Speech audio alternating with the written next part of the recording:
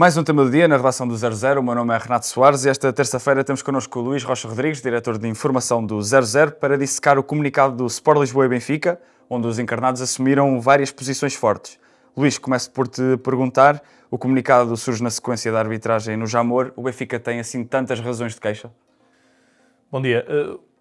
Tem uma razão de queixa evidente. Parece-me que a questão do pisão de Mateus Reis é por demais evidente. Portanto, não há dúvida nenhuma em relação a isso. Não há dúvida nenhuma que se tratou de algo muito mais do que uma questão de cartão. Portanto, é uma agressão, uma situação bastante violenta e feia. Diria que também agudizada por alguma leveza que existiu, até por algum comportamento de jogadores no fim do jogo em relação a isso. Portanto, parece-me que é algo que não fica bem e não ficou bem ao Sporting. Esse, para mim, é o ponto em que o Benfica, de facto, tem toda a razão e, portanto, faz esta queixa. Todos os outros lances, sendo lances que, ok, já vi especialistas de arbitragem a considerar uma coisa, outros a considerarem outra, mas parece-me que não são claros e óbvios, não são por demais evidentes.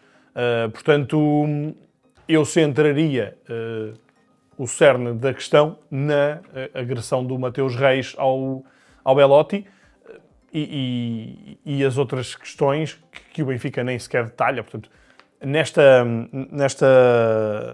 queixa do Benfica, o Benfica fala em participação disciplinar a Luís Godinho, Godinho Lopes não, a Luís Godinho, Tiago Martins, e depois também aos jogadores, Mateus Reis e Maxi Araújo, portanto, imaginando que tem muito a ver com este lance. O Benfica não detalha nada em relação a outras coisas que entretanto, poderia haver queixas, portanto, um golo anulado,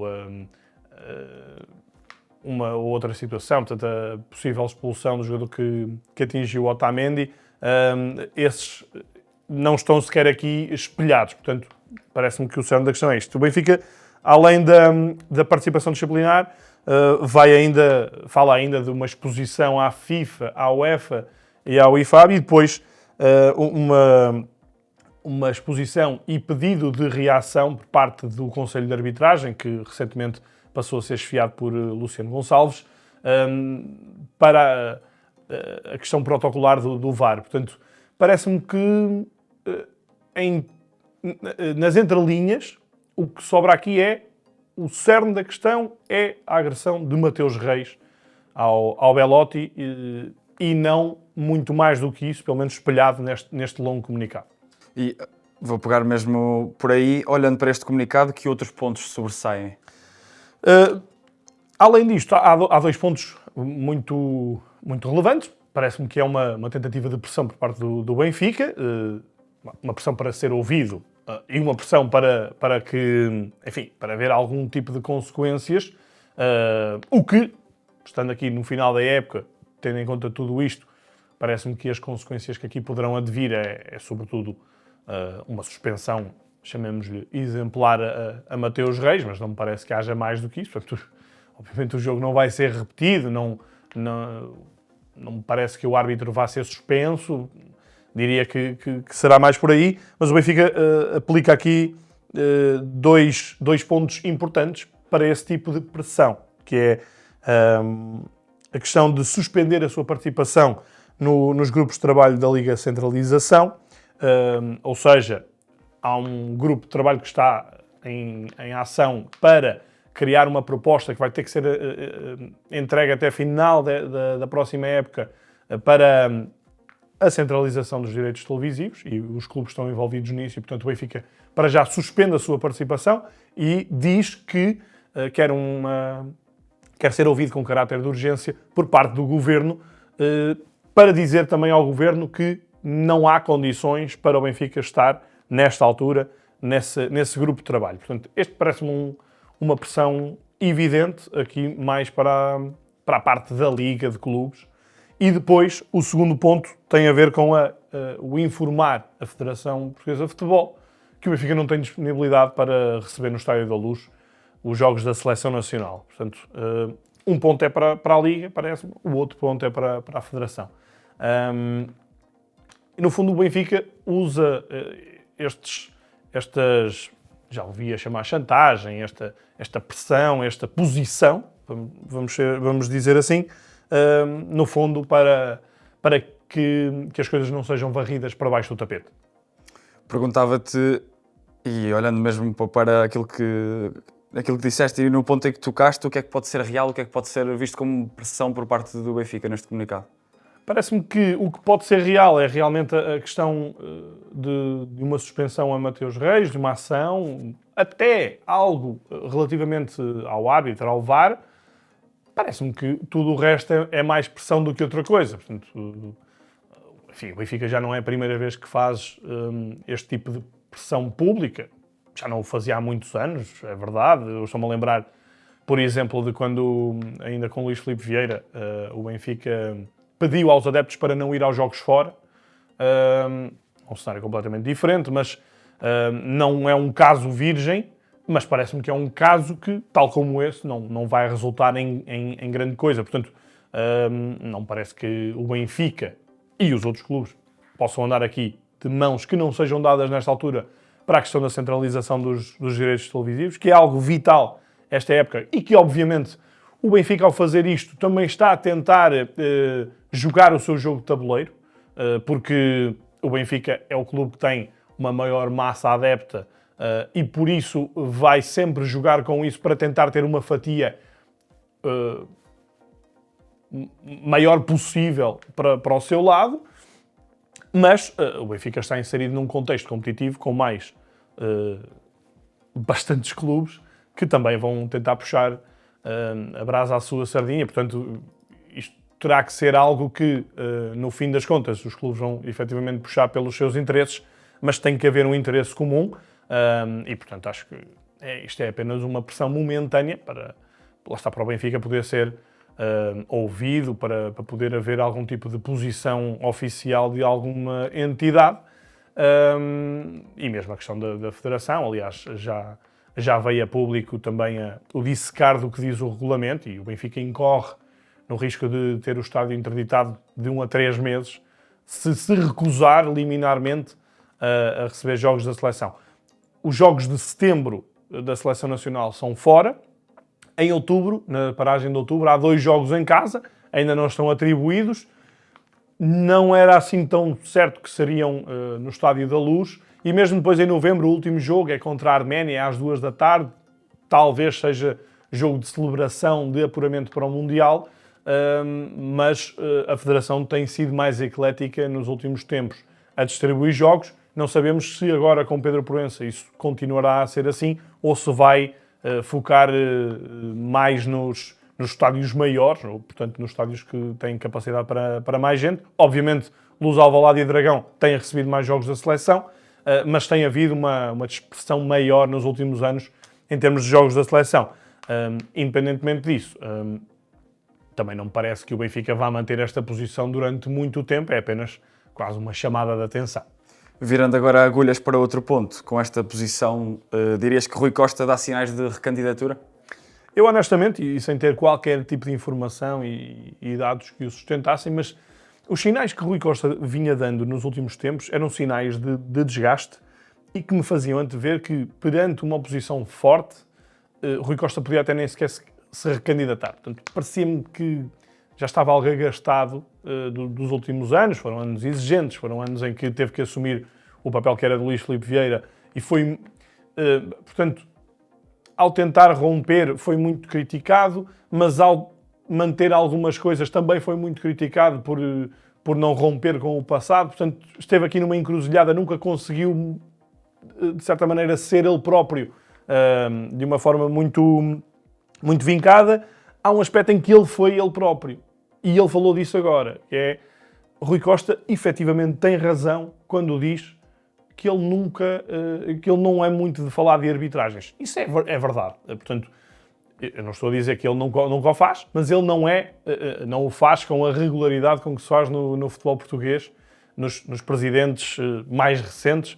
Parece-me que Rui Costa, que não é o único, portanto, mesmo Frederico Varandas, André Vilas Boas, claro, uma vez ou outra também tem que vir falar, devem vir defender os seus interesses, mas não parece que banalizassem as críticas às arbitragens e ainda menos que fizessem dos departamentos de comunicação armas de arremesso em relação à pressão à arbitragem. Ainda assim, não deixa de haver aqui um lado que não é, enfim, não é muito coerente. Portanto, tem a ver com a questão dos telhados de vidro, não é? Portanto, Rui Costa não teve esta posição quando há 3 semanas ou há 2 semanas o Benfica, frente ao Sporting, teve pelo menos um lance, claro, e logo no início do jogo, portanto, marcaria todo o resto do jogo em que Otamendi deveria ter sido expulso. E, portanto, essa incoerência, esses telhados de vidros que todos têm, que todos os clubes, mais cedo ou mais tarde, mais para a esquerda, mais para a direita, têm, acabam por, se calhar, infundar um bocadinho depois estas posições. Portanto, este aspecto dos telhados de vidro acho que é relevante, tal como o aspecto de que Rui Costa, efetivamente, tem razão quando diz, a meu ver, que ele, estou a dizer em posições públicas, não em posições mais escondidas, zela pela tranquilidade do setor da arbitragem. Ainda que também já são conhecidos alguns casos de Rui Costa, mesmo no tempo em que era apenas dirigente, de situações com árbitros em túneis e etc., em que não ficou nada bem na fotografia.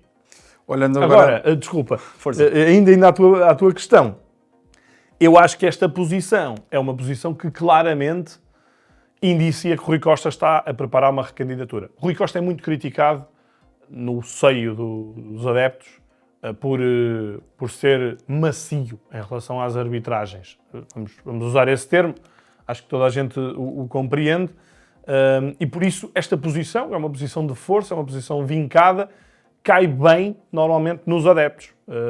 E portanto acho que Rui Costa neste capítulo parece-me que está a preparar efetivamente o campo para outubro.